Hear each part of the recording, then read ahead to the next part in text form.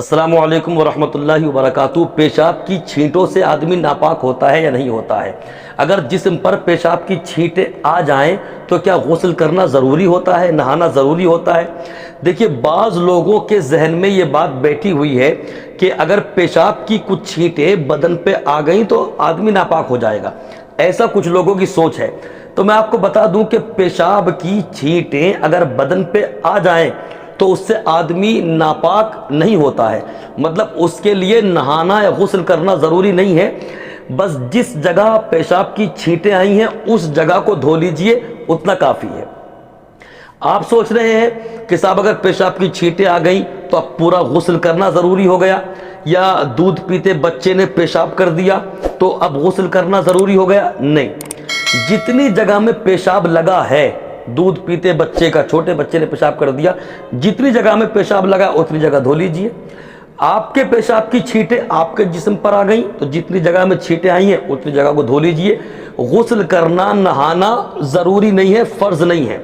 یہ جو لوگوں کے ذہن میں بات بیٹھی ہوئی ہے کہ صاحب چند چھینٹیں اگر پیشاب کی آ جائیں تو آدمی ناپاک ہو جاتا ہے، یہ بالکل غلط سوچ ہے، ایسا نہیں ہے۔ بس یہ یاد رکھیں 5 وجہ ہیں کہ جن وجہوں سے غسل کرنا فرض ہوتا ہے، جن وجہوں سے آدمی ناپاک ہو جاتا ہے، اور ان وجہوں پر اس پہ غسل جو ہے فرض ہوتا ہے، اس کو نہانا ضروری ہوتا ہے۔ اس میں سب سے پہلا ہے منی کا اپنی جگہ سے شہوت کے ساتھ نکلنا۔ میں سمجھتا ہوں کہ آپ سمجھ گئے ہوں گے، منی کا اپنی جگہ سے شہوت کے ساتھ نکلنا، اس سے جو ہوتا ہے آدمی ناپاک ہو جاتا ہے اور اس سے غسل جو ہے فرض ہو جاتا ہے، اب اس کو پورا نہانا ہوگا۔ ایسے ہی احتلام، جس کو نائٹ فال بھی کہا جاتا ہے نا، جو سوتے ہوئے ہو جاتا ہے، تو اگر وہ ہو گیا ہے تب بھی آدمی ناپاک ہو جائے گا اور غسل کرنا ضروری ہے۔ تیسرا ہے شرمگاہ میں حشفے کا داخل ہو جانا، اس سے بھی آدمی پر غسل جو ہے وہ فرض ہو جاتا ہے، غسل کرنا ضروری ہوتا ہے۔ اور چوتھا ہے حیض، جو عورت کو ہر مہینے خون آتا ہے، اب خون آ کے جب وہ خون آنا بند ہوتا ہے تب اس پر غسل کرنا فرض ہوتا ہے۔ ایسے ہی نفاس، بچہ پیدا ہونے کے بعد جو خون آتا ہے اس کو نفاس کہا جاتا ہے، اس کی زیادہ سے زیادہ جو مدت ہے وہ 40 دن ہے۔ اب 40 دن میں کسی بھی دن خون آنا بند ہو سکتا ہے، 2 دن میں، 4 دن میں، 6 دن میں، 8، 10، 15، 20 دن میں، جب بھی خون آنا بند ہو جائے تو اس عورت کو جو ہے غسل کرنا یہ ضروری ہوتا ہے۔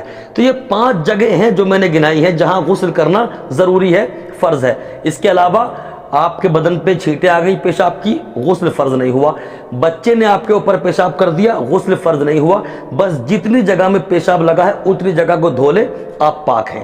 یہ جو ذہن میں لوگوں کے بیٹھا ہوا ہے کہ صاحب پیشاب کی چھینٹوں سے آدمی ناپاک ہو جاتا ہے، تو یہ بالکل غلط ہے۔ بعض وقت ایسا ہوتا ہے کہ آدمی اس وجہ سے کہ یار بچے نے پیشاب کر دیا، نماز نہیں پڑھتا، عورتیں خاص طریقے سے بچے نے پیشاب کر دیا، نماز نہیں پڑھ لی۔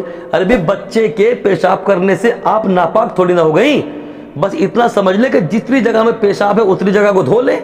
آپ کا پیر بھیگ گیا ہے، آپ کی ران بھیگ گئی ہے، پنڈلی بھیگ گئی ہے، جو حصہ پیشاب سے تر ہو گیا ہے اس حصے کو دھو لے، بس اس کے بعد نماز پڑھیں۔ یہ ترک رکھنا کہ صاحب نماز کیسے پڑھیں، بچے نے پیشاب کر دیا، یہ بالکل غلط بات ہے۔ کیوں؟ اس لیے کہ بچے کے پیشاب کرنے سے آپ کے اوپر غسل فرض نہیں ہوا، غسل کرنا ضروری نہیں ہے، بس ادھری جگہ کو دھونا ضروری ہے۔ دھوئیں، وضو کریں اور نماز پڑھیں۔ مسئلہ واضح ہو گیا کہ پیشاب کی چھینٹوں سے آدمی ناپاک نہیں ہوتا ہے، بس جتنی جگہ میں چھینٹیں آئی ہیں اتنی جگہ کو دھونا یہ ضروری ہے۔ اللہ پاک مجھے آپ کو سب کو عمل خیر کی توفیق عطا کرے۔ استغفر اللہ ربی من کل ذنب واتوب الیہ۔